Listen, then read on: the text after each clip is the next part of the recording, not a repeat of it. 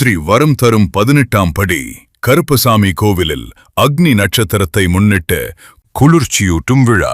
ஸ்ரீ விநாயகருக்கும் ஸ்ரீ மகாசக்தி மகாகாளிக்கும் வரம் தரும் ஸ்ரீ 18ஆம் படி கருப்பசாமிக்கும் மே 16/5/2026 சனிக்கிழமை அமாவாசை அன்று காலை 8 மணி முதல் 10:30 மணி வரை மட்டும் அபிஷேகம் நடைபெறும். அது சமயம் பால்குடம், தீர்த்தகுடம், இளநீர் அபிஷேகம் நடைபெறும். இதனைத் தொடர்ந்து சிறப்பு அலங்காரம் மற்றும் மகா தீபாராதனை வெகு விமர்சையாக நடைபெறவுள்ளது மற்றும் அருள்வாக்கு நடைபெறும்.